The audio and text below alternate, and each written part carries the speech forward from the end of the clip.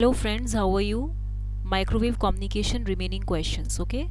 First question is related to assertion and reason.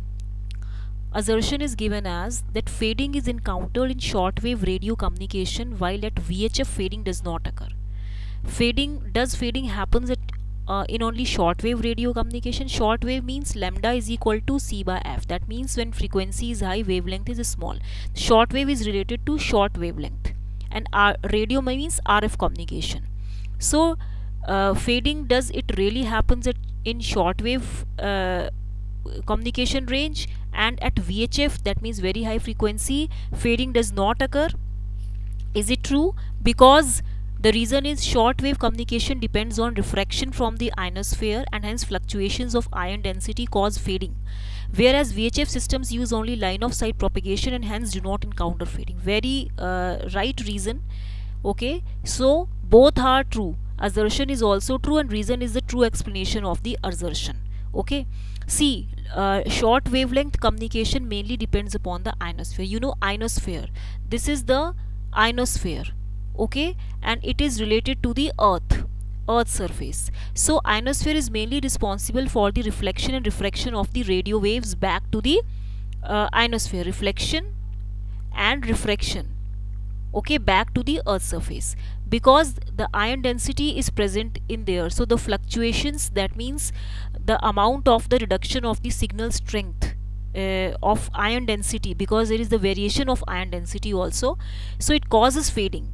Okay, uh, fading and fluctuation of ion density. Fluctuation is also what? The irregularity, the variations of the ions density, the density of the ions in the ionosphere. It causes fading, because and in very high frequency, you know, LF, HF, VHF, UHF. HF is related to 3 to 30 megahertz and VHF is related to 30 to 300 megahertz. So beyond 30 to 300 megahertz, the fading does not occur because they use line of sight propagation, space wave propagation. Next question is, consider the following features: wider bandwidth due to higher frequencies, a smaller component size leading to smaller systems, existence of the you can say low signal losses, and lower interference due to lower signal crowding. Out of these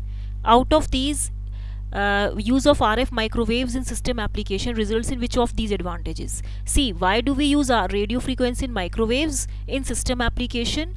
Because of wider bandwidth. You know, at high frequencies the bandwidth will also become high, so there is a wider bandwidth. Also, you can send so many signals at the same time. A smaller component size also, there is a smaller, very much, there will be the reduction in the size of the components, that will cause smaller systems. It will be economically feasible. Existence of low signal losses, no, the losses will also be there. Lower interference due to lower signal crowding, yes, lower signal crowding की वजह से there will be less interference, which is also true. So the answer is A option. Okay, next question is third question. In microwave communication system using circularly polarized beams, the receiving antenna should be, this is always asked, it is helical antenna. It is related to helical antenna. Okay, now the extended range propagation occurs due to high conductivity of the ground, okay, low conductivity of the ground, different dielectric constants distributed in the volume of upper atmosphere, or high conductivity of the upper atmosphere. See, the answer will be the extended range propagation, the range up to which the propagation or the signal that may reach over longer distances, it is related to range. So the extended range propagation means longer distance it has to be covered by the transmission of the signal. It occurs due to, no, neither high conductivity nor low conductivity. It is related to different dielectric constants that is distributed in the volume of the upper atmosphere. Different dielectric constants. So there is epsilon 1, epsilon 2, epsilon 3, the range of the dielectric constants that get varied, not high conductivity of the upper atmosphere. So the answer will be C option. Okay. Next question is, in line of sight systems, to take account of normal refraction, an effective earth radius factor K is used, whose value is, you know, the answer will be 4/3. This you know. Next is, which one of the following statements is correct? Microwave link repeaters are typically 50 kilometers apart. Okay, and it has been asked that why it is so. Okay, that means because of output tube power limitation, because of Earth's curvature, to ensure that the applied DC voltage is not excessive. See, the answer will be as the Earth curvature. This is the Earth surface. It is not absolutely round in shape. It is not true spherical in shape. So it is due to the bulge of the Earth surface, or due to the curvature of the Earth surface, that limits the distance of the microwave communication. Repeaters are needed for every 50 kilometers apart. So microwave link repeaters are typically 50 kilometers because of the Earth's curvature. Next, match the following. Okay, next is what? Match the following. See, deviative absorption, it is related to, it depends on the region of ionosphere where the wave is bent back to the Earth. Non-deviative noise, it is related to, depends on D layer region where the collision frequency is high. Then atmospheric noise, it is related to thunderstorms. And then unabsorbed field strength, it is less than the inverse distance attenuation. So the answer will be B option. The answer will be B option. ठीक है, 2314. Okay, deviative means विचलित होना, और non-deviating मतलब which is not getting deviated from its original path. तो एक deviative absorption है, so it is related to, which depends upon the region of the ionosphere where there are layers D, E, F1, F2 layers. Okay, where the wave is mainly bent back to the Earth, where is reflection and refraction occurring. So there is always a deviative absorption. And non-deviative noise, it is related to, it depends upon the D layer region where the collision frequency is high. Okay, next question is, it is the, which question is this? It is 7th question. Okay, 8th question. Consider the following statements. Electromagnetic waves are refracted when they pass through a medium. You know, when they pass through a medium of different permittivity, pass through a small slot in a dielectric slab. Slot is a opening, are incident on perfectly conducting surface. Only the one option is true. Electromagnetic waves are mainly refracted when they pass through a medium of different permittivity. If this is epsilon 1, this is epsilon 2. So EM waves जो हैं, they pass through a medium of different permittivity. Only then the refraction occurs. Refraction means the bending of the waves from more denser medium to another medium. There occurs the bending of the waves. Okay, so there is refraction. ठीक है, refraction, when does it occur? Refraction mainly occurs when a wave encounters an interface or a boundary, when it hits a particular boundary, or it gets targeted at some boundary when there is a change in the refractive index. It means the change in the refractive index. Refractive index is the ratio of the speed of light in air to the speed of light in medium. Okay, so only first option is true. Next question is, a dispersive channel is one in which, see, dispersive channel is one whose phase velocity is a non-linear function of frequency. So the answer will be, see, the options are phase velocity of signal depends upon frequency, or the phase velocity of signal depends upon its electric field intensity in the medium, or it depends upon the magnetic field intensity in the medium, or it depends upon its amplitude in the medium, or that means amplitude. See, the answer will be only that the phase velocity of signal depends upon the frequency. Okay, dispersive medium is mainly related to the phase velocity of any signal, which mainly depends upon its frequency. ठीक है.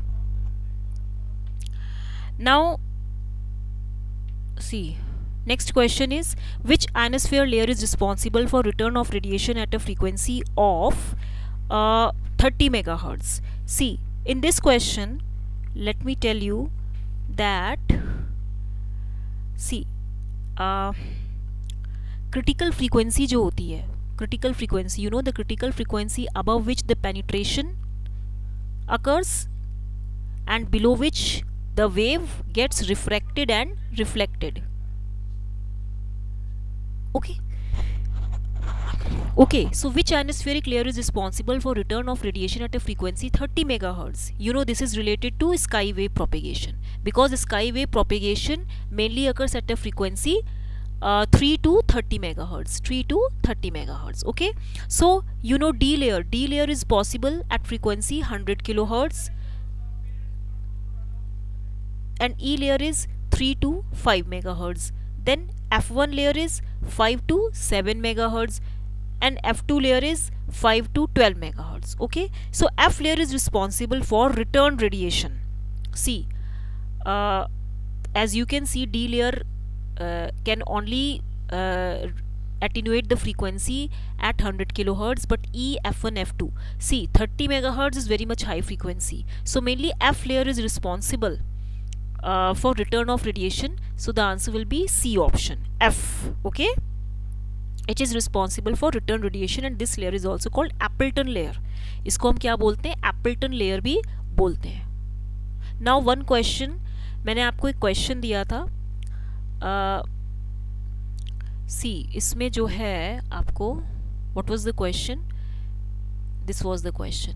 If a sky wave with a frequency of 50 megahertz is incident on the D region, okay, and question में क्या दिया है कि at an angle of 30 degree, then the angle of refraction is, see, आपको ये मालूम होना चाहिए कि आपके पास एक फॉर्मूला होता है. क्या होता है वो formula? What is that particular formula?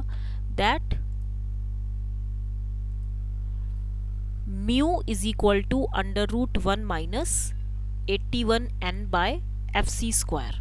Sorry, mu is equal to under root 1 minus 81n upon F. इसको ज़रा आप मिटा दो पहले, ये थोड़ा सा गलत हो गया था. लेट मी टेल यू, ये फॉर्मूला आपको पता है ना रिफ्रैक्टिव इंडेक्स का? डू यू नो दैट और not? Mu is the refractive index, okay, and this is equal to under root 1 minus 81n by f. This is the particular formula related to this question. इस question में आप देखिए, जो question पूछा हुआ है इसने कि, सॉरी, क्या क्वेश्चन है? यही क्वेश्चन है ना, यही वाला क्वेश्चन है ना. तो देखिए इस क्वेश्चन में आप देखिए, जो electron n is what? Electron density. इसकी जो वैल्यू होती है डी लेयर में 10 टू दी पावर 9 पर मीटर क्यूब है. अगर मैं यहाँ पे लिख लूँ इसको under root 1 minus 81n into 10 to the power 9, और फ्रीक्वेंसी कितनी है? 50 इंटू 10 टू दी पावर 6. तो जरा आप इसको सॉल्व करेंगे तो कितना होगा? Under root 1 minus 81 by 5 into this is 10 to the power 9 minus 7.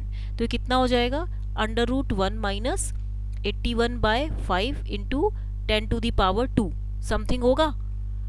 ठीक है, आप इसको जब पूरा सॉल्व करेंगे तो आपके पास एक और फॉर्मूला होता है, mu is equal to sine i upon sine r. Just put down the value of refractive index here and i angle of refraction, ये आपका है साइन 30 डिग्री.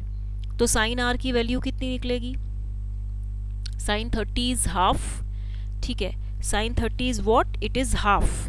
तो यहाँ पे जो आपका साइन आर है, मैं आपको आंसर बता देती हूँ, आप इसको जरा ट्राई कीजिए, मैंने आपको बताया है. ठीक है, आपका जो भी इसमें आंसर आएगा वो होगा 60 डिग्री.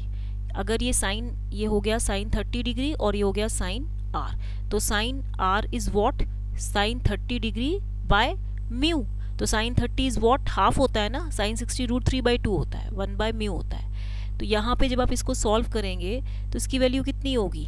जितनी भी होगी, तो आर की वैल्यू आपकी जो निकलेगी वो 60 डिग्री आएगी, साइन इनवर्स. ठीक है, तो आप इसको सॉल्व करके देखिएगा. मैंने फॉर्मूला बताई, आप इसको निकालिए. ठीक है, मैंने आपको हिंट किया, मैंने सॉल्व ही कर दिया है. आप इसको फॉर्मूला मुझे बताइएगा सही है कि गलत है. ठीक है, आप लोग, मैं इसलिए भी आपको क्वेश्चन दे रही हूँ, बाबा पूछूँ, ताकि आप लोग थोड़ा सा रिस्पॉन्स दें. Till then good bye. Like share and subscribe करना मत भूलिएगा. ये क्वेश्चंस बड़े इंपॉर्टेंट हैं, इनकी प्रैक्टिस करते रहिएगा. Thank you.